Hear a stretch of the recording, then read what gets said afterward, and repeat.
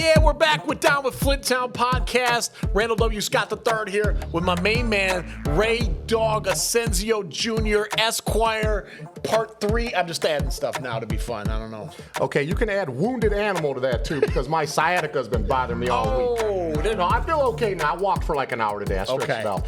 It's not the real excruciating pain. It's just a pain in the ass where you feel like it'll go away in a week or two, but I'll be all right. You know what's funny with the sciatica thing, right? Like growing up, we didn't know what a sciatica was, right? You get old and things start hurting. It seems like we just blame it on a sciatica. I don't even know what it is, where it goes, but like something hurts, you be like, oh, my sciatica's messed up, man. Like as a kid, it didn't even exist. I didn't know what that was till like 10 years ago, 15 years ago actually. But the funny thing about that is I went to the sporting goods store the other day to buy tennis balls, but not to play tennis with like I did when I was younger.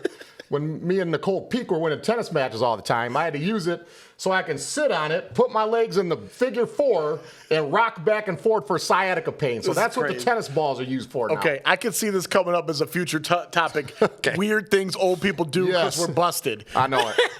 I know it. All right, man. Well, this is the Shelby Waters edition of the show. Right, break it down. Tell these people who Shelby Waters is. All right, man. I told you about 3 or 4 weeks ago that I thought she would win the title on April 22nd, I believe the date was.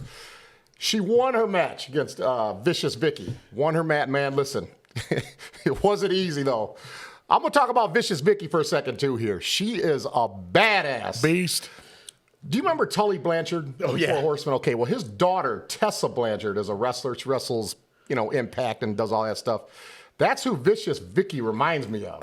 She's intense, she's in shape, and mean like Tessa. She beat the hell out of Shelby for quite a while.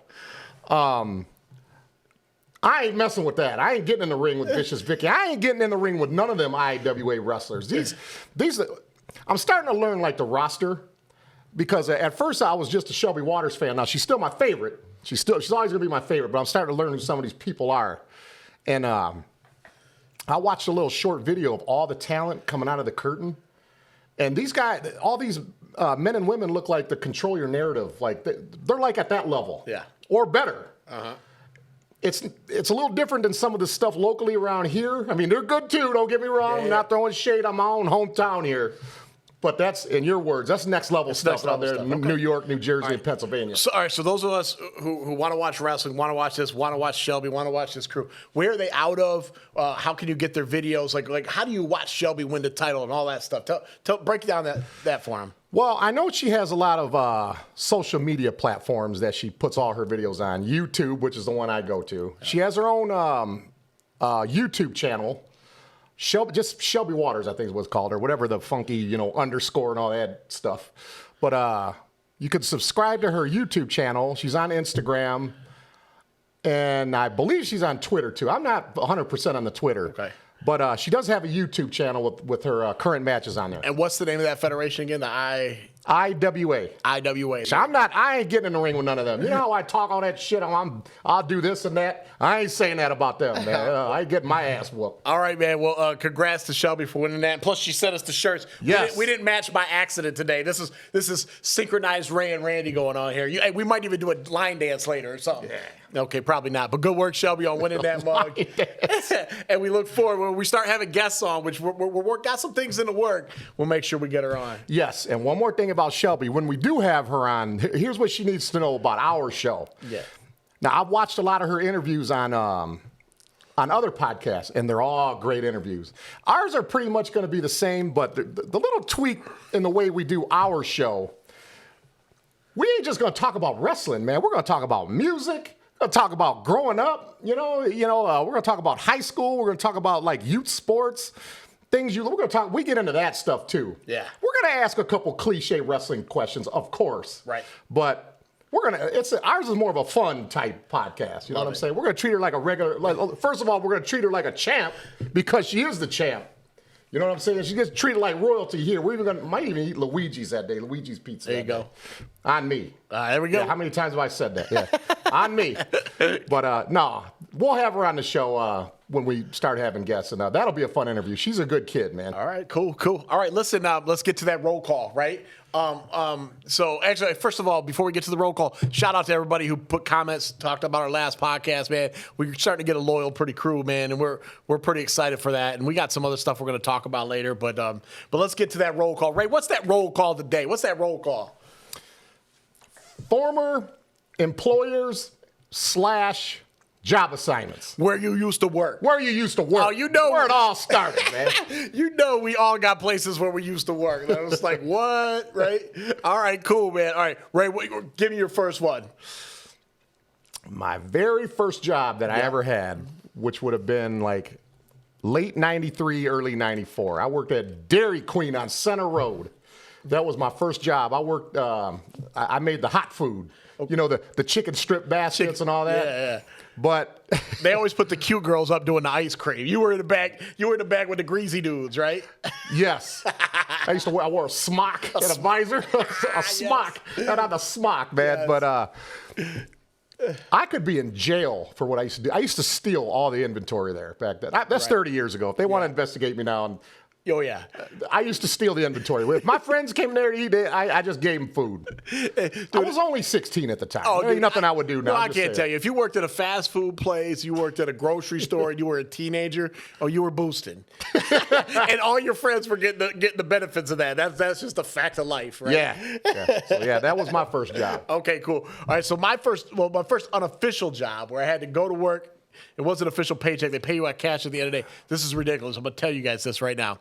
So it's back in the Pistons back-to-back days. And you remember how on every corner, a Dordt Highway, everywhere around the city, right, there was these booths selling these back-to-back Pistons Hammer Time shirts, right? Yes. Dude, I wanted that shirt so bad. I'm like, Mom, I need a job. I don't know what I was. I was 12, 13, whatever age we were at that time, right? I'm like, I want to get this. She's like, well, you got to get a job. I'm like, they won't hire me. I'm too young. She sent me to a strawberry farm, right? I was at Smith's Strawberry Farm picking strawberries in the dead of summer, right? Like hot, dying out. It was the worst job ever, right? I'm picking these strawberries. Picking strawberries? What the hell century you living in? I swear to God, man, that's what we were doing. It was a bunch of people picking strawberries, and we would go, you got paid by the pound or whatever, basket, whatever you had to turn in. And I was making $2 a day or some crap. It wasn't even worth it. I was like, dude, these shirts are like $20. I gotta get me a Hammer Time shirt. That was my first unofficial job. Okay.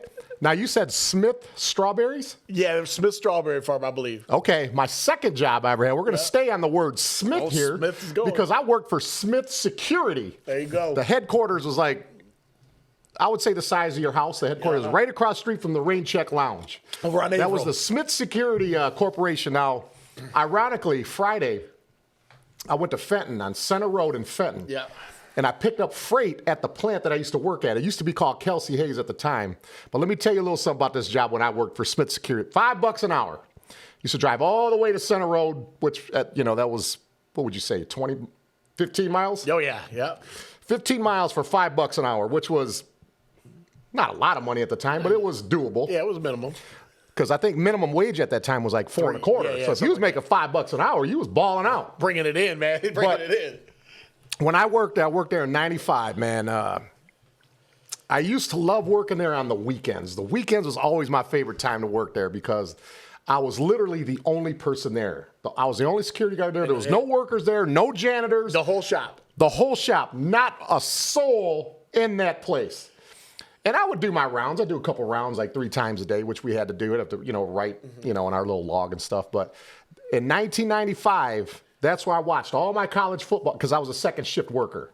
So if any games was on at like 3:30 or 8 o'clock game, I was always in the cafeteria by myself, eating and having fun. So I want to give a shout out to Dave Ward and Al Ward from Toledo, Ohio. I met them there at that place.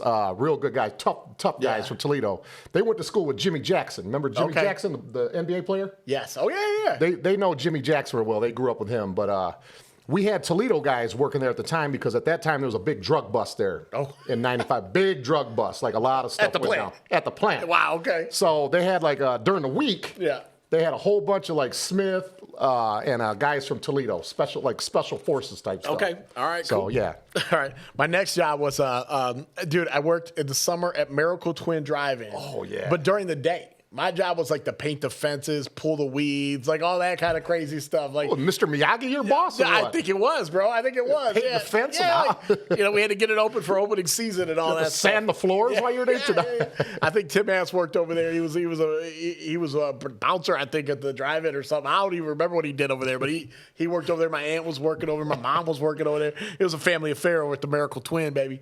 If I would have been working there, I wouldn't have done no work. I'd have been playing Moon Patrol the whole time. That's why I played my Moon Patrol game. You had to jump. It'd be like no gravity jumps. Oh man, we missed Moon. Did we talk about Moon Patrol back? The arcade roll call we did. I mentioned Moon Patrol. Okay. You almost fell out of your seat when I mentioned that because that was right before Rampage. Moon Patrol doesn't get old. I'm still laughing about it. Okay, give me your next job. What was it? Okay, let me see. That was 95. Let me see.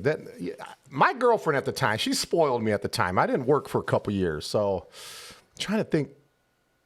Oh, I remember. Okay, this is what I call my bridge job. Okay, what I mean by bridge job, my Pinkerton security job was. It's a bridge of what I used to be when I used to be lazy and quit jobs all the time, and to what I am now. Like, I like to think that I'm a dedicated worker. I'm responsible. It's because of the Pinkerton job.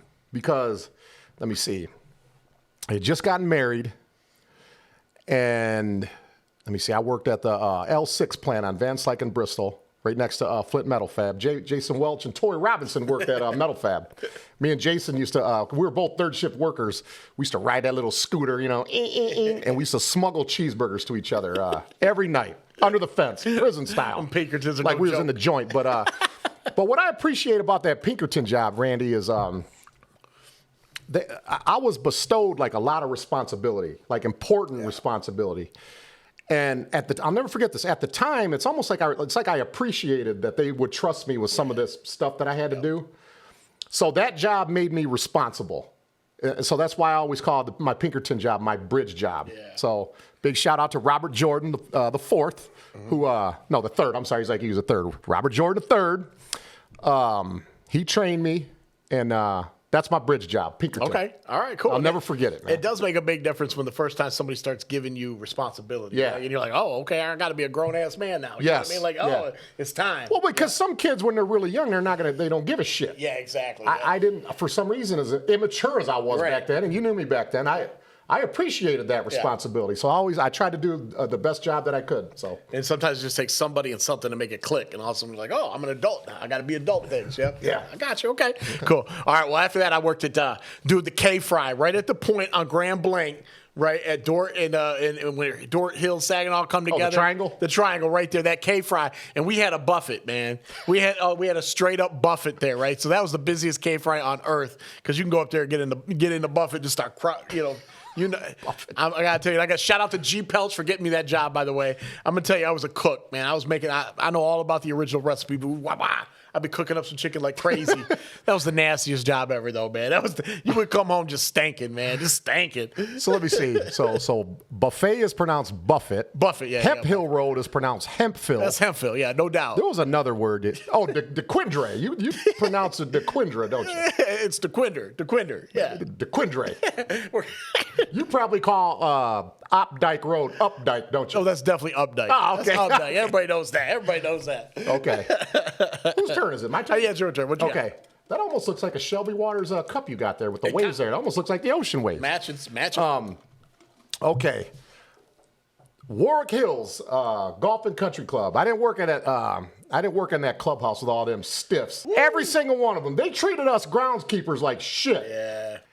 If you were a member and you walked through there, if you dropped a napkin, they will do a wind sprint to pick it up. Yeah. You know what I'm saying? Fuck those people. No, I'm serious. That's the only time I act like this today. Fuck them country club people. They're fucking spoiled, always protected, grew up in these big houses, don't know nothing about surviving. Let me end this on a positive note here. Now, when I was working with the grounds crew, those were the people. Those are still my boys to this day, okay? You got guys like Freddie Myers, Fast Freddie Myers. my boy Mondo Munoz, Brian Wartella, Rex Caverly, Doug Cromer, Vietnam veteran. Who else? Yeah, there's more guys too. Damon Murphy was a good supervisor. Dave Mikulski, Dave Mikulski. I'm sorry, I got to say this about Dave. I don't know what the hell he was thinking about this day. Tell me if this makes any sense at all. And this guy was not. Dave wasn't like a goofing around type of person. He was kind of like a serious kind of a guy. What sense does it make to water the greens when it's pouring rain outside? It doesn't make much sense. I'm talking about pouring rain. Where you got to run. When you get out of your golf cart, you got to run to the shop. He's out there with the watering the greens when it was fucking raining out. It sounds like some Bill Murray kind of stuff right here, man. That happened on 15 green. I literally seen that. And Phil Owen, who was my superintendent at the time, he retired a couple of years ago. So he gave me my job. Okay. Shout out to Phil. Good job, Phil. Yep. Okay. Okay. All right. No, as far as those country club people, I mean that shit. Okay. I mean that shit. I got you, man. Not going to threaten no physical violence or nothing like that. Yeah. All I'm saying is I haven't forgotten none of that. Okay. All right. Hey, and I haven't seen them either, and I remember what they look like. The message here is treat people better, fools. Come on, man. Come on. All right. I'm going to skip ahead to my college years, right? Because at this point, I'm working a ton of jobs. College, you bounce all over the place, but I had some pretty sweet ones. I'm not going to lie. So I was a manager at the Grand Valley Fieldhouse. That was kind of legit. I also worked at Hot Now. Of course, anybody. Oh, Hot Now. Hell yeah. Hot Now in Jenison, Michigan, man. That's where I worked, man. And I'm going to tell you what, shout out to Hot Now people because, we had a house with 8 people living in it, right? All the old boys, right? Jason Smith, all those guys, right? So Ryan Henneke. We're living in the mean house out there, and I'm leaving at at midnight, 12:30, whenever we close. And the manager was like, oh, yeah. I'm like, hey, man, I'm going to make up some burgers and take them home. He's like, all right, cool. How many you making? Oh, like 24. Okay, cool. He was like, I make 24 burgers, put them in a bag, boom, I'm out. We're eating those for the next week up in there because, we're broke as heck trying to go to school. But anyways, yeah, all right, so Hot Now was one. And I also worked at a treadmill belt factory. We literally made the belts that go on treadmills. So when you're running on your treadmill, yeah. Like a conveyor belt. Yeah, you look down. I probably made that belt back 20 years ago if you got an old one. Okay, that was more than 20 years ago. Man, I'm old. But anyways, yeah, so we made treadmill belts, which is it's crazy some of the things that they make in factories you don't even think about, right? Yeah. But I was back in the factory, man, going to work, right? And then while I was working at that factory job, I was working 3 jobs at the time. I got my third job was, I was a radio DJ at a light rock station in Grand Rapids. I can see that. I can see that. Oh, yeah. W Lane was my first broadcasting job. I started there as an intern, then they hired me. And I was doing, this is no joke. So I'm a college kid, and I'm doing overnights on a light rock station from midnight to 6 on the weekends, right? So this is prime partying time. All my friends would be out partying. I'm DJing at a light rock station. They'd be at their houses partying, and they'd be playing my stuff, right? So they turned me on, and I'd be playing Cher and Elton John and Shania Twain slow songs, right? And they'd be playing it while they're partying, right? And then they'd call in, and I'd put them all on the air, man. It was a blast, dude. So I'm in Grand Rapids DJing. It's my first job on the radio.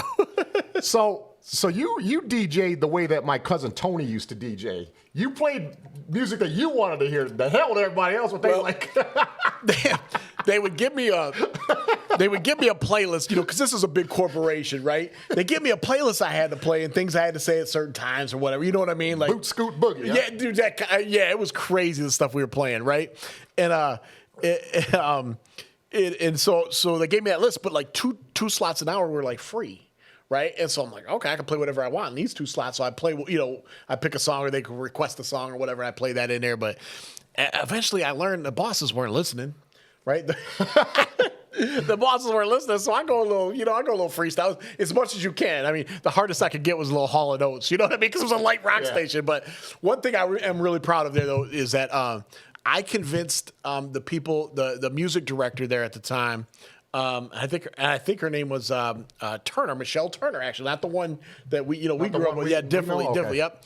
Anyways, I convinced her to put Prince on the station. They didn't even play Prince on there. I'm like, what are you doing? So I went in her office one day and we had a 20-minute conversation, and because I convinced her to put Prince on there, so then she brought in a bunch of Prince songs, and I was playing the heck out of those. Yeah, so of course. Yeah. And by the way, when you're working overnights and you got to go to the bathroom, you got to put on a long song, so you find Purple Rain, okay. or you find some Jackson Brown song that's 9 minutes long. You got to find a 9-minute long I'm song. Your Captain, Closer to Home. That's a 10-minute song. There you go. If you ever do that again, by Grand Funk Railroad. I'm sure I put that on a couple times. But anyways, that's my radio days, man. Lots of good stories there. Yeah, you DJ'd for me a couple times, man. You're the best, man. Oh, I don't know about You're the that. best. Yeah, you are. You got the charisma to go with it. It ain't just playing music. You got to have the charisma. That's a skill I don't have. I don't know, but as I got older, like I would DJ the parties we had at my house, right?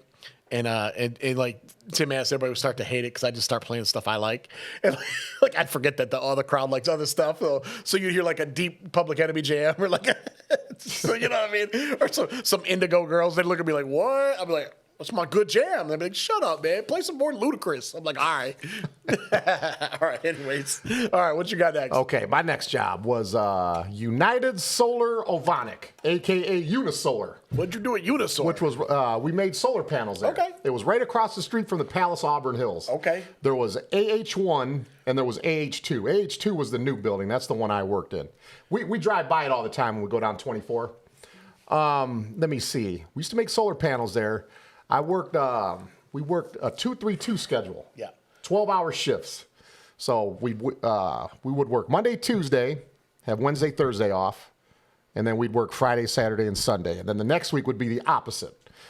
And I worked third shift, which took a toll on me, man. 6 in the evening till 6 in the morning. My cousin Bertie, he got me that job there, worked with him. So I want to give a shout out to my buddy Mayo that worked there.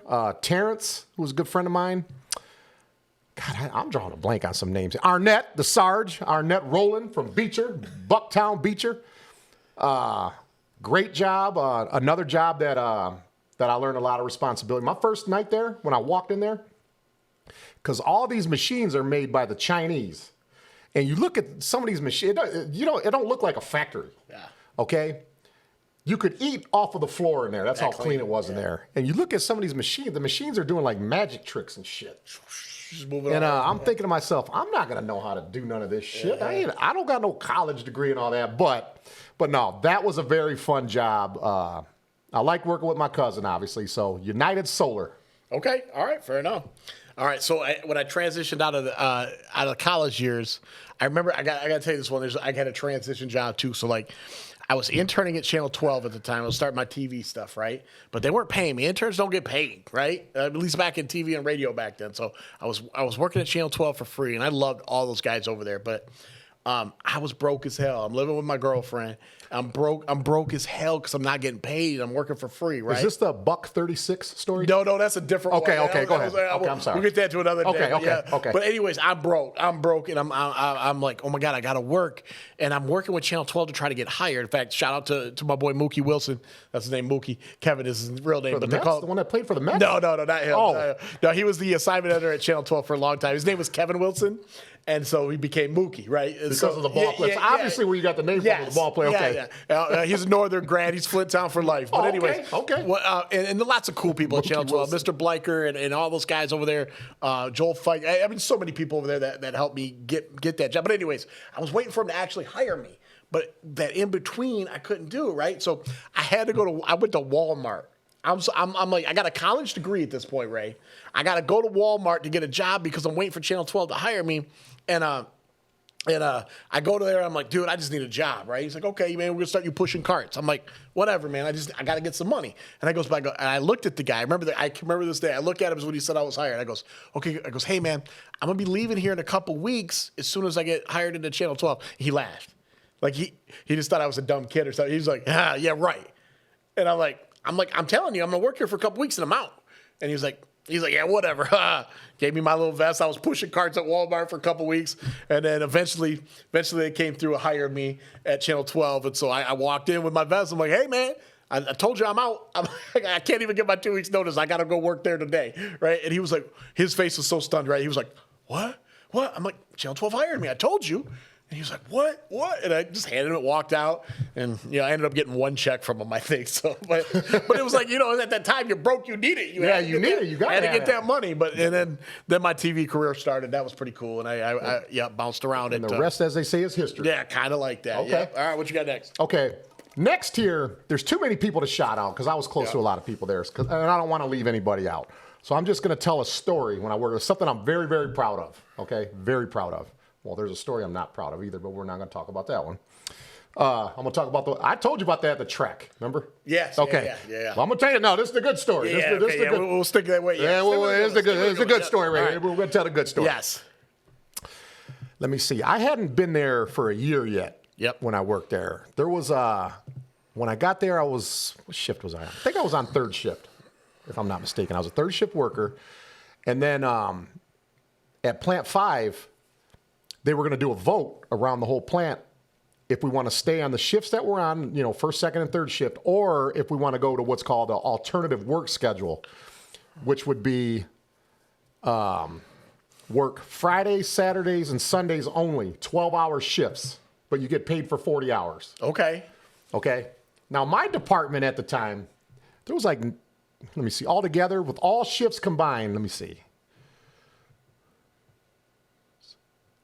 Between 18 and 20 people altogether, first, second, and third shift in my department, which is Department 50. I'm so proud of myself for this, man. I'll never forget this shit. All right. Never forget this. When it was our turn to vote in Department 50, nobody wanted to do that AWS. Nobody schedule. wanted it. Yeah. Like, man, I ain't working every damn weekend all day. You know what I'm saying? I got kids, and I understand all that. Sure. I understand all that. When we casted in our votes, I was the only one in our department that voted for the AWS schedule while everybody else didn't want to do that shit. I want to do it, yeah. And it was kind of bullshit to have the vote anyway because the higher-ups just decided anyway. They were going to do it anyway. Because I think a majority of the people, like the other departments, I think everybody else wanted to stay first, second, third. There wasn't too many people that wanted AWS like I did. Yeah. So word got out that I was the only one that voted AWS in our department. Yeah. Everybody on third shift couldn't stand me. Oh, wow. And everybody on first and second shift, when they would come in to relieve us, or if we were relieving them, they're always pointing them, that motherfucker there. And, oh, man. And then you see somebody, he's the one who wants to work that AWS shit. That's the only guy. He didn't stick with his crew. He went on his own, went into business for himself, wants that AWS bullshit-ass schedule. So the higher-ups ended up making everybody work AWS. Anyways, right? Yeah. We did that for 2 years, okay? Monday, Tuesday, Wednesday, and Thursday off. Every week. Yeah, there you go. Okay? Yep. 4 days off every week. There you go. So, when Sunday came around, when it's 12, 1 o'clock, you'd be like, damn, I'll be out of here in about 4 or 5 hours, man. Off for 4 days. Yep. And then you come back to work 5 days later, Friday, you get handed your paycheck. Like, what? It almost feels like a free check because you had the whole damn week off. That's right. And after 2 years, they ended up putting us back on first, second, A, B, and C is what it's called. First, second, third shift. Everybody was mad because they wanted to stay on AWS. You're a trendsetter. They were all mad. You're a trendsetter, man. In my department, I was the only one that voted for that. And that's what everybody ended up And then when they took it from us, everybody was pissed. Ray is setting the bar up here. He's setting the bar up, and I was the only one. So, yeah. All right. That's all I'm going to say about that. All right. You do know Pastor Sean Bivens, though. You know him. He worked at Next here with me. Yeah, okay, yeah. I know we've talked about him several times on the show. I don't think I've ever physically met. Or was he at the He said the prayer at Potter School when we had that little tournament. That's right. I do remember that. And he used to play at Pierce. Yep. Okay, yeah. 989 against the Flint guys. Yep. Gotcha. I'm with you on that. Okay. Yep. All right. Cool, man. And I know we've talked about him a bunch of times. Good dude, man. Okay. Good That's dude. my story. That's my next year's story. All right, cool. All right. So after that, worked at Channel 12. Loved that. That was my TV experience right there. And then I bounced around from there. Went to Channel 25 for a year. And then my main man, Steve Zayak, got me a job in Detroit. So I'm pretty young at the time, and I'm working in Detroit, and that was awesome, working TV down at Channel 7, and that was cool. I got a lot of cool experiences there. That's where I got to interview a bunch of athletes and go on the road with the Pistons and all kinds of stuff, man. That TV stuff, man, I really got to do some cool things, cover presidents, everything. Bruce so Hornsby. Yeah, Bruce shooting hoops with Bruce Hornsby. Like At the Market Square Arena. you would find yourself in just the weirdest places, like just weird places, but it was awesome, right? And so it was cool, and it was also a lot of bad stuff about it, a lot of covering rapes and murders and fires and stuff like that. But it was cool, man. Really good experiences, and it really helps me at my job now. I can kind of fast forward here, and teaching these kids about how to do news and how to do television, and so I got so much stuff to lean back on from my days there, So it's cool stuff, man. Cool, good stuff. I'm so glad I did all that stuff. Yeah. Okay. Now I'm gonna go to Arizona now. Okay. Okay. I'm gonna make this kind of short because Sure. there's so much to unpack here. Let me see. I went to Arizona with no game. I had no job, no game plan, no nothing. I did have a place to stay, but I had no jobs or nothing, man. So you know me. I don't do all that technical shit unless I have to. Right. I had my buddy just print up a bunch of resumes. I got a piece of paper and I put them in a folder and I walked around Peoria and Glendale and I was just handing off resumes to people. Just going. Bars, retail shops, restaurants, gymnasiums, any place that would hire me, I would like you. Yeah. I would have took anything. Yeah. Because I think when I got to Arizona, I had like less than $300 to my name. Yeah. And so my first job was at J.C. Penney's. First time I worked at a retail shop. I worked in the back though. I worked in the dock. Big Mo. He was from Siberia? No. I don't know. One of them, he's from Europe. Yeah. Big dude. Big European. Big. Okay. He's one of those, when I say big, he's like 6'8", 400 pounds, and he ain't fat. Okay. He's not steroid muscle. Yeah, he's not fat, he's just big. Yeah. He's proportioned like a normal shaped person, he's just big. Big dude. Yeah. And he didn't understand my personality at first, man, because I got along with him. Yeah. And then I ended up getting, while I was working at JCPenney, I ended up getting my Cherry Bombers job, which I talked about you. And I want to say happy trails to Gina, who I talked about earlier. She just worked her last day at Cherry Bombers a couple days ago. So God bless Gina. I told Mo, I said, yeah, man, I got this. I'm going to be working nights, man, on Thursday, Friday, Saturday nights at Cherry Bombers. He said, oh, you work at Cherry Bombers, huh? He said, okay, but what do you do there? I said, I'll be bar backing and, just security, bar backing, doing this, kind of like a gopher, whatever. Oh, okay. He said, what do you do if me and my 4 brothers come in there and start trouble? I said, bring your big ass in there. I said, I got something for you. Bring your brothers in there. I said, I don't care. I was joking with him. Just like he was joking with me. Sure. Now, he didn't tell on me. It wasn't like he was telling on me type shit, but he told Manny, who was our boss, about our conversation. Yeah. Like I said, he wasn't telling on me. And Manny thought I was from Detroit for some reason. He said, oh, no, Mo. He said, trust me. He said, them Detroit guys, that's how they talk. He said 100%. I guarantee he was joking around. Yeah. He was just that's how they talk up there, man. Yep. That's just how they are. He said he didn't mean nothing by it, trust me. So JCPenney, Cherry, I worked at Cherry Bombers and I worked at the Moon Saloon. I was checking IDs at the Moon Saloon. Bryce Steiner and Ashley Hawk were my favorite people to work with. Just incredibly nice ladies, man. Ironwood High School, my favorite job ever. Favorite job I've ever had.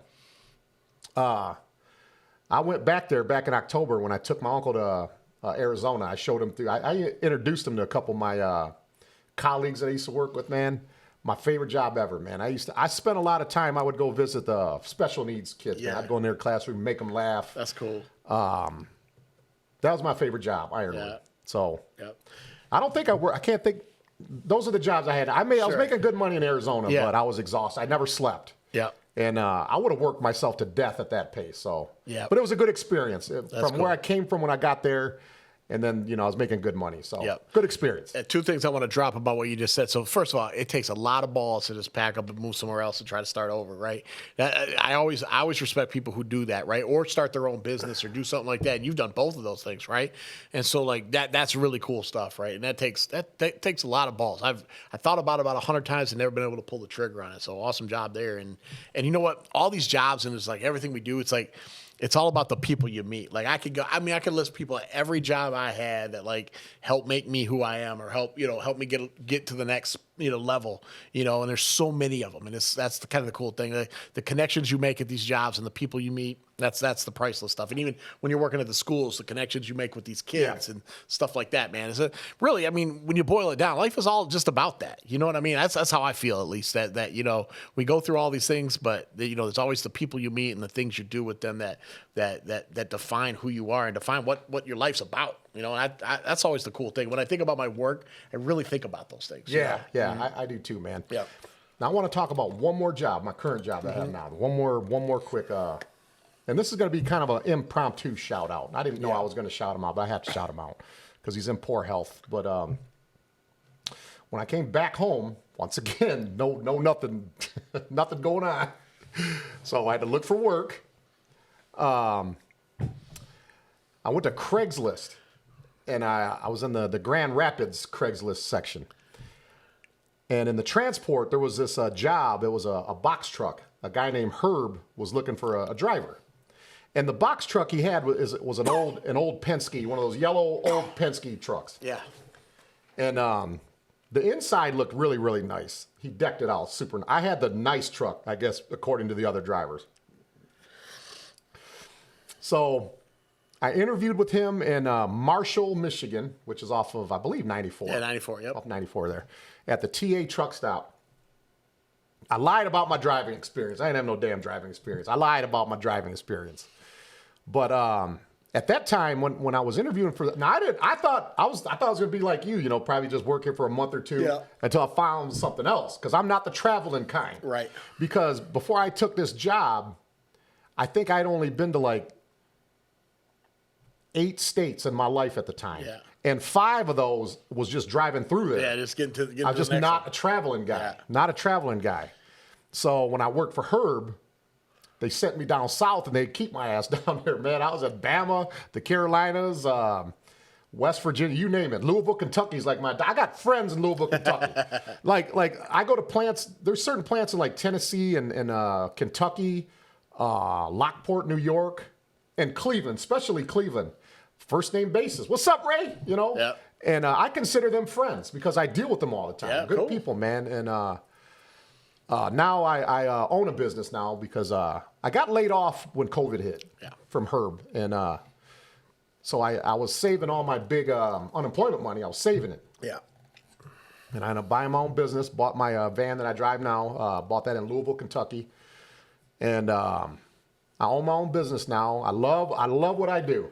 Yeah. I love what I do. Most of the time. That don't make... One thing I learned about this job, I understand why a lot of truck drivers are as fat as they are. Yeah. And the reason why they're as fat as they are, I ain't fat. I can call people fat. I ain't fucking fat. Fuck that. Anyways, when you're on the road, when you're away from home, like a lot, especially when you're staying the night down there all the time, it's easy to get stressed out. Yeah. And what is the best? Well, not drugs. I'm not talking about drugs or alcohol. Right. Other than drugs and alcohol. Eating. Eating. Yeah. There ain't not. Look, man, when you're stressed out, fuck this. I'm going to eat.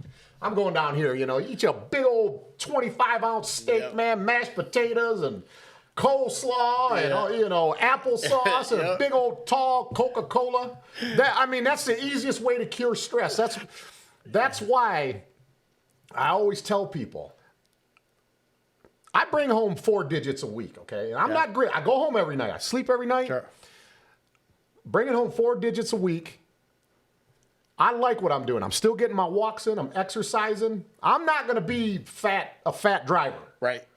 I work at my own pace because if you look at our roster of drivers now for VO2 Logistics, heaven forbid I, get killed or something, but 20 years from now, I will be the only guy still doing this because I take care of myself. There you go. Yeah. I don't do that stress eating. Oh, yeah, I know. I've been doing it for about 4.5 decades. It ain't working for me, so I feel you. Yep. Yeah. So I want to, real quick, I just want to give a shout out to Herb, the guy who hired me, guy who took a chance on me when he didn't have to. Cool.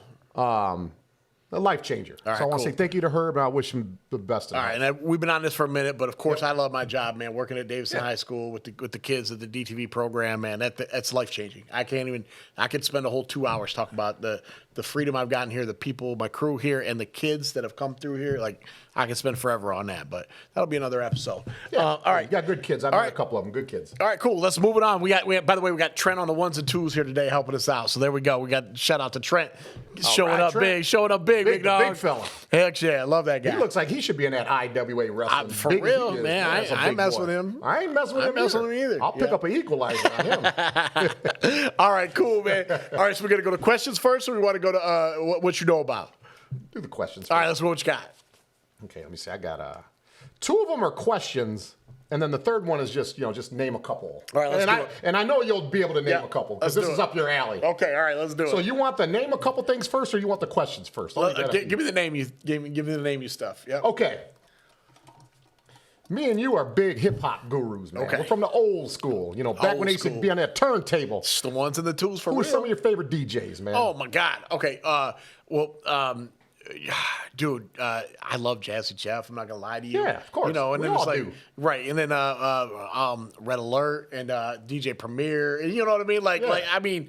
Those are the ones. Jam Master Jay, right? Like, I mean, dude, when he gets on the Peter Piper thing with the bells and all, it's like, well, you can't get no better than Beats that. to the Rhyme is my favorite. Beats to the Rhyme, Jam Master Jay. absolutely. Yep. Beats to the Jam Rhyme. Master Jay. I mean, come on, man. Those are the ones that really stick out to me. You know what I mean? And then later, Terminator X. What? Oh yeah. Terminator X and Public Enemy and man, Mixed Master Mike with the Beastie Boys and those guys. Like, I mean, I'm pretty wild by all of them. I'm not gonna lie to you. I mean, Grandmaster Flash, all that stuff. Like when you hear these guys creating, it's like that's like one of those things. Like I wish I could like scratch and mix or play guitar, right? Because those are just badass skills to have. I'm just saying, right? Yeah. Right? God. Hey, by the way, do you remember this? Do you remember the Toad Loc video? A Wild Thing? Where the guy, the skinny guy had that. He had like a vest. Like a vest turntable, a turntable vest. Turntable strapped around. Yeah. How you get the turntable records? vest. How you even get the records to stay up there? Like what? How do you put your gold ropes around that thing? Get that to work. I remember that. The turntable vest.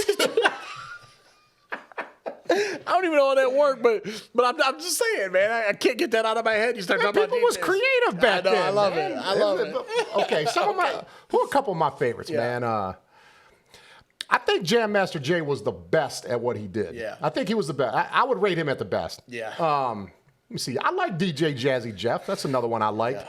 I like DJ Muggs from Cypress Hill. Oh, yeah. Oh, my God. Kid Capri. That was my guy. Kid Capri. You know what I'm saying? The crossover. Oh, man. I used to love Kid Capri. Yeah. And I'm going to give a special shout out to a DJ.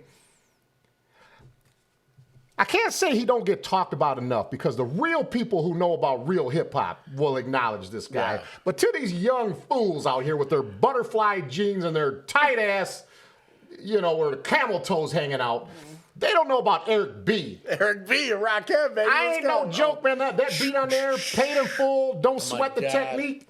Eric B is Eric B's got to be like the Bernard King of DJs. Dude, just not enough love, man. Those beats were just crazy in there. Eric B. You know my favorite part of Eric B? It's at the end of I can't remember. It's Ain't No Joke. I can't remember the name of it, but at the end of the song, he's like, shh, they're mixing it up, and he's like, at the end, he's like, yo, what happened to peace? Peace. Yeah, that was What was that? It was, Painful. That was a Painful song. Yeah. Got out to get some dead presidents. Yeah. That's where Rakim says pump up the volume and all that stuff. Remember that song Pump Up the Volume by Mars. They're like between the Eric B and Rakim stuff and Public Enemy drops and Beastie Boys drops, like all that stuff. All those iconic phrases and stuff they had, they just get reused and reused and reused. You know what I mean? Like in different kinds of samples and music. It's crazy. Like when you hear it, you're like, oh yeah, that's from that one song. That's from pretty sweet stuff, man. I love it. Okay. All right, cool, man. All right, that was a good question. That's a good question. That was more of a name shit. That was fun. But I got 2 questions also. Okay. You got questions too, or I don't have any questions. I got what you know about. So you want me to go with my questions? Yeah, hit me with it. Yeah, and if you answer them too, then how about that? Okay. I got to answer them too? Maybe, yeah. Okay. I keep forgetting I got to answer. Okay. I keep forgetting. Okay. The best doctor. Okay, you got to do the rate 1 through 3. Okay, the best doctor. You Best know what I'm doctor. saying? Okay. The best doctor. Okay? We're going to go with Dr. Heathcliff Huxtable as one of the choices, okay? Dr. Heathcliff Huxtable, Dr. J, Julius Irving, or What's Up, Doc by the Fooshnickens. The Shaq rhyme on that is the bomb, dude. That one. That's the song. What's Up, Doc? Yeah. I'm the hooper, the hyper. Yeah. I like the fat Puerto Rican guy before him. The guy that was before that, yes. Those guys are ridiculous. Yeah, the guys are all good. All right, I got to go with... oh, my God. I'm going with Fooshnicks first. I don't even care, right?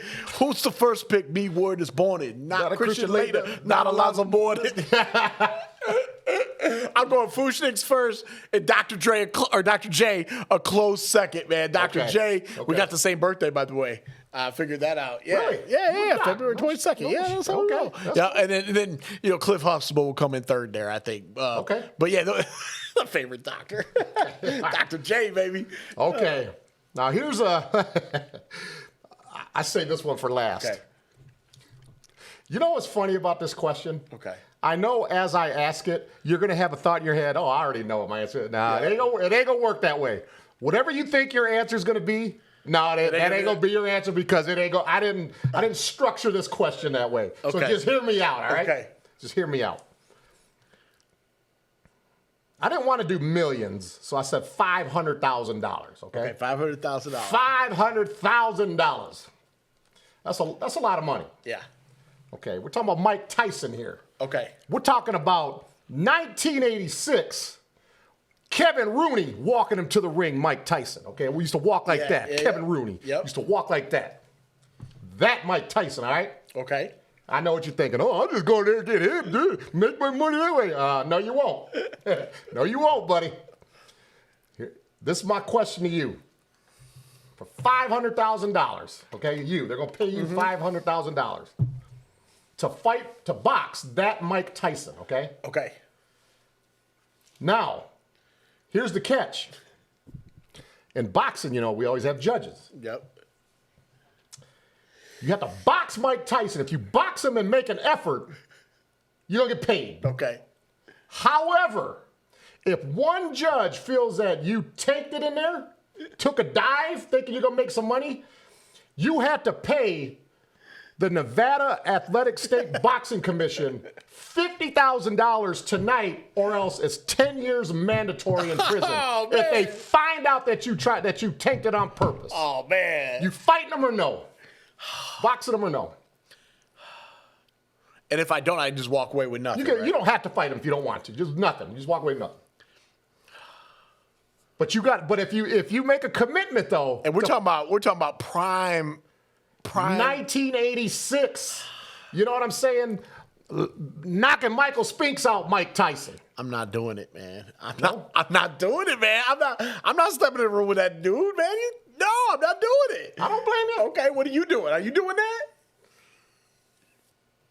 No. No. I'm keeping my brain intact, bro. I'm not doing it. I know anybody who listens to this. Oh, I would. Nah, not if you have to make an effort. By the way, how would you rate the docs? Okay, Dr. J got to go number one. I got to go number one, Dr. J. Because I used to have Dr. J Converse. Yep. Cliff and the Fooshnicks. He's like, Ray's deep on this. He's in deep on this. I would probably have to pick the Fooshnickens. Okay, all right, yeah. That was tough between that and Dr. Because I love Dr. Heath. That's why I picked him. Okay. I love Dr. Heath. There's no disrespect, okay? Yeah. And I'm not talking about all that legal shit. Let's just forget the character. Forget about that right now. We're talking about the character. I mean, we all love the Cosby Show growing up, but the Fooshnickens. When I bought the Shaq Diesel album. Now look, it turned out to be a great album. It was. But when I bought it, I only bought it because the Fooshnickens was on there. Fooshnicks, man. So I'm going to have to put the Fooshnickens as number 2. I'm a true Fooshnick. Yeah, I got to put the Fooshnickens as number 2. I love it. Yeah, okay. All right, cool. All right, man, that's good. All right. So we're going to switch over now, hit up with what you know about. All right. And this is one of my favorite things to talk about. But what you know about snack foods. break it down for me, Ray. Your favorite snack food. What you know about it? Just break them down for me. Like, what did you eat as a kid? What did you eat? Like, what's your snack? What's your go-to snack foods? And like, going to the corner store, getting your snack food on. What you know about that? Okay. Snack foods. Let me see. When I was a kid or an adult too? All of it. Okay. Just let it flow on snack foods. Okay. Cool Ranch Doritos. Cool Ranch. Remember when those came out? It was a rage, man. It was a rage. Yes. Cool Ranch Doritos.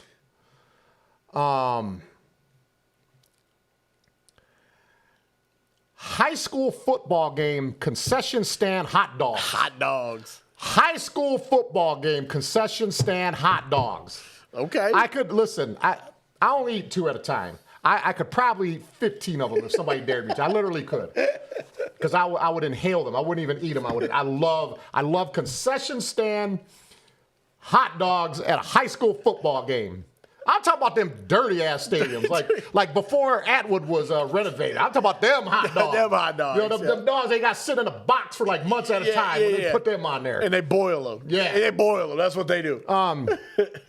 Getting back to Miracle Twin. Talked to my Miracle Twin earlier, man. Dude, I love me a welfare cheeseburger. With that hard crust. You know what I'm saying? You take a bite out of it, crumbs all over. Crumbs all over the place. Bugles. No, Bugles. They got to be in the box, though. Yeah, the red box, not the bag. Can't be in no bag. No bag, man. Okay. OG box. Okay, you're going to like this one. All right. You're going to have to help me with the name. I know you know the name because you told me before. The potato chips that had the potato chip guy with the cowboy hat on. Slim Chipley, man. The Paramount chips, man. Okay, Paramount. Angela taught me this, man. Back in the day when Taco Bell, when their hot sauces came in the little container. Yeah. You know, like those McDonald's syrup containers. Yep. Back in the day, Taco Bell had those hot sauces in that kind of container. And I used to eat those potato chips and dip them in that hot sauce all the time. Dip it in that hot sauce, man. What you know all the time. What you know about Paramount potato chips? Dude, that cowboy hat he had on was fire, dog. Fire, dude. He had the guns on his side. Oh yeah, he had the guns blazing, man. Dude, that's a lost art right there. Slim Chipley. I love me some Swiss cake rolls, man. I'll eat the hell out of some Swiss cake rolls. I was waiting how long it'd take you to get to Little Debbie, man. Swiss cake rolls. Swiss cake rolls, man. All right. Hit me with some more of your favorite Little Debbies. You have any more? Swiss cake rolls were good, though.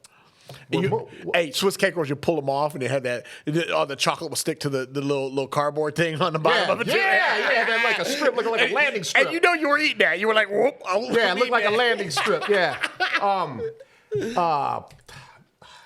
Oatmeal pies. I don't know if that's made by. Oh yeah, it is. Oh, it's yeah. Is that Little Debbie? I love my oatmeal pies.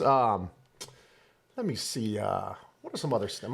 My movie snack, because we always eat popcorn and pop, and you always gotta have a candy.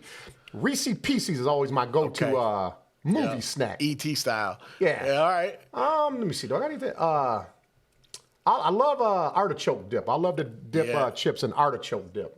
Okay. So, yeah. All right, cool. We said hit you with a little snack food one. I don't know why I came. I was like, I got to talk about snack food. So give me another what you know about. All right, okay. All right, here we go. All right. Anything. All right, this is off the top of my head here. Top of your dome. All right, okay. So look. All right, what do you know? Because I'm so deep into this right now. What do you know about the NBA playoffs? Any of them? I've been watching a little bit. Don't even have to be this year. Oh, the NBA playoffs. In general. Just give me some Ray-ass knowledge. Oh, okay. He's going to drop some old school bombs on you right now. Okay, I'll do that in a second. Ray can name every championship for every year who won the championship in the NBA. From Bill Russell's rookie year on, I can do it real fast. You know what? Just do that. Give me that list, man. Give me that list. This is incredible. He did this for me the other day. Just let me say one thing about the current. I'll say something about the current. Something I'm impressed with. I got to give him a shout out. Yeah. Now, I don't really watch the NBA as much as you do now, but I have been watching a little bit of playoffs, and this is what I like. The greatest athletes in the world, okay? I love watching them in the playoffs because this couldn't be more opposite than what that stupid All-Star game is. Yeah, absolutely. It's fun to watch these guys hustling and fighting and diving and playing hard. Yeah. The greatest competing. You know what I'm saying? That's what I love about today's talent.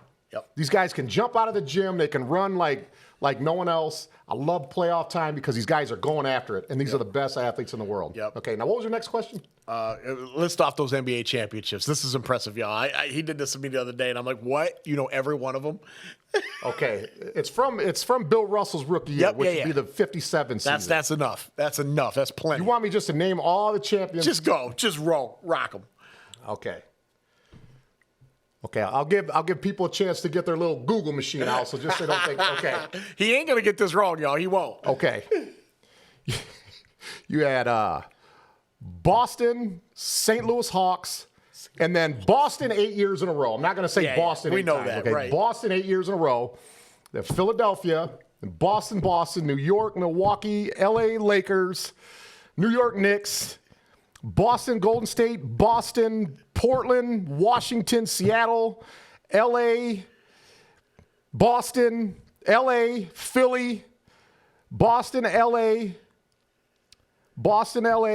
L.A., Detroit, Chicago, Houston, Chicago 3 times again, San Antonio, Lakers 3 years in a row, San Antonio Spurs, Pistons, Spurs, Heat, Spurs, Boston, LA, Dallas, Miami, San Antonio, Golden State, Cleveland, Golden State, Toronto, LA Lakers, Milwaukee.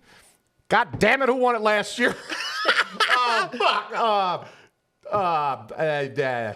Golden State. There you go. There it is. Mic drop. Boom. Mic drop. All right. We got to end the show on that. Dude, that is impressive, man. Okay.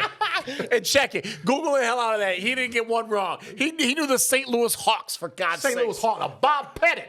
Who knows about the St. Louis Hawks, Bob man? Pettit. That's before Dominique was even born. St. Louis Hawks.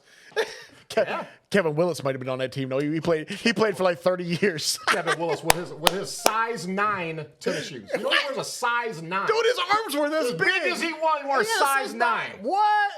Oh, Lord, here we go. You're going to talk about your old Michigan State guy like that. I loved him. I just wanted to say something. He was in the league for like 30 years, it felt like. I'm going to say this about Kevin Willis, man, real quick. Since you brought his name up.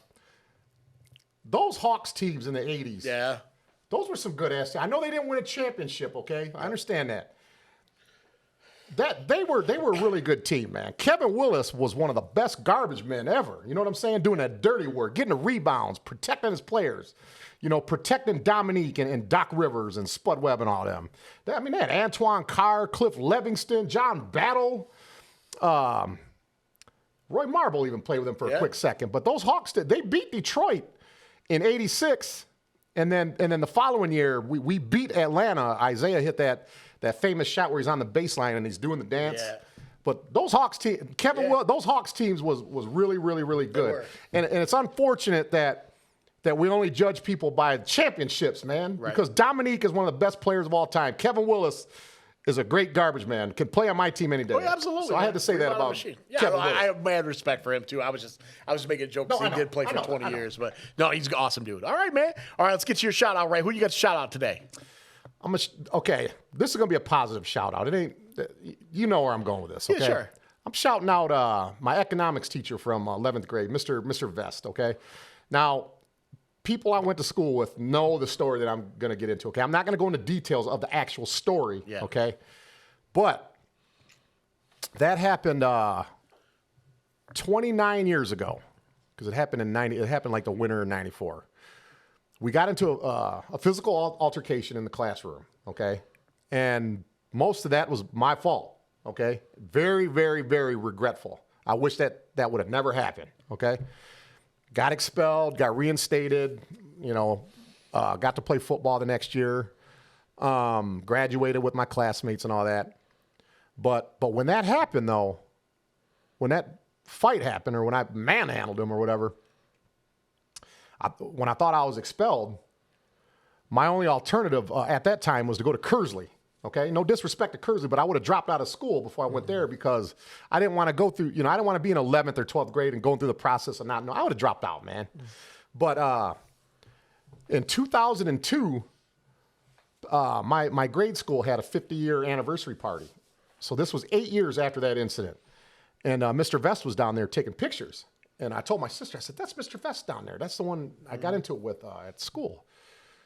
And I had an opportunity to talk to Mr. Vest down there. That was the first time I've talked to him since it happened, and I haven't talked to him since then.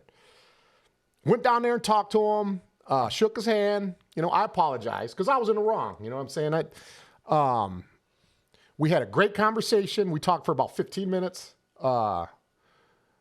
And I'm glad that I did that, man. So I had opportunity to put closure on that situation. And so my shout out is to Mr. Fred Vest. Right. That's cool, man. That was a lot of growth and stuff that you guys went through. That was cool. That's awesome because that was a rough time for you guys. Yeah, it was. What I did was stupid, man. I don't ever glorify that story. It was stupid. Just that's what I mean by like when I tell people like when they got a good thing going on. I always tell them, man, just, be careful who you hang out with. Be careful what you're doing because it only takes one stupid act. You could have grown up in a Leave It to Beaver family for all I know. It only takes one act to change your life forever. No doubt. So yeah, I had my last conversation with Mr. Vest was a good conversation. So I'm happy about that. All right, cool. All right, good job, Ray. All right, yeah, it was really good. All right, my shout out's going to go to good bosses. Since we were talking about jobs today, okay. I just want to shout out good bosses, man. Okay, cool. I got a great boss now. Mr. Pigger over here, principal at the high school, and my superintendents, my last two superintendents, Mr. Brown, Mr. Liskey, and Mr. Perkins before that. I've had a lot of good bosses, good principals, good bosses, and then other places I work, good news directors, good, you know what I mean? And all the people I worked with at Channel 12, which I'll never forget, places like that. But there's nothing that makes life a lot easier than having a good boss and bosses that trust you and see your vision and let you go to work. Sandy, my old boss here, man, she was great to me. She saw our vision and let us just run with it. So being a good boss is a good thing. If you're ever in a chance to be a boss at some point, remember the bosses that made it for you. You know what I mean? So I just want to shout out to all the bosses who are trying to do it right, and get people make people's lives better and not just be the dictator, be that person that makes it hard to come to work every day. Because who wants that? Who wants that? We all got to work. We don't want to work. Some of us, you know what I mean? But if you make it a place where you want to come to work, it's a lot easier on everybody. So yes. Shout out to good bosses. That's the best shout out that I've ever heard on the show between the both of them. That's the best shout out there. Let me see. How do I add to that? In my opinion, in my experiences at some of my jobs, here's what I think. Because at a lot of jobs, people always think that they're underpaid. Yeah. And some of them probably are. Yeah, absolutely. I've been underpaid, I feel, a couple times. But anyways, in my opinion, if you're gonna treat me like shit every day or treat us like shit, you better at least be paying us good. That's right. Or if you ain't paying us worth of shit, at least treat us nice. There you go. Don't pay me like shit and think you're going to treat me like shit. Right. You know what I'm saying? Okay, you're my boss. Let's say you're my boss. Sure. Okay? Not asking you to kiss my ass or nothing like that, but as long as we're getting along and, if you're being nice to me, that's going to make me want to do a good job for you every day. I mean, I should be doing a good job anyway. Right. But like you said about morale and all that, when you treat people good, people will always want to do a good job for you, man. That's a fact. But if you're a dickhead every day, right? Fuck that cocksucker. He could throw that trash away. I picked it up the last 2 weeks. Make his dumb ass do it. Right. I don't want to be like that. Right. But yeah. Okay. Yeah. The way you said it was perfect, man. I'm just wording it in my Ray Dog way. And it's not exclusive too. You can pay your people well and be nice to them. Just to let you know, you can do both. Why not just be nice? Just in general. In general. Right. Why can't everybody be nice, man? Just be nice to people. All right, Ray, man. There ain't nothing I hate more than a person. It's like people that don't use their turn indicators. Right. Those are the worst human beings ever. Not using their goddamn turn indicators. I hate they're assholes. All right. Save that for another day, man. Thanks for watching, y'all. Down with Flint Town. We'll be back soon. Get those comments going. Yeah, Shelby Waters, shout out again. Congrats on the championship. You guys hit it up. And some of you Flint Central football guys, don't forget that cookout. All right, June 3rd. June 3rd, we'll be at the field house. Bring a chair. Bring a chair. I'm tired of everybody sitting in my damn chair. I'm fucking 50 motherfuckers there. I'm the only one with a chair. Bring your own damn chair. It's out of control, man. We'll see y'all there, man. Down with Flint Town. We out.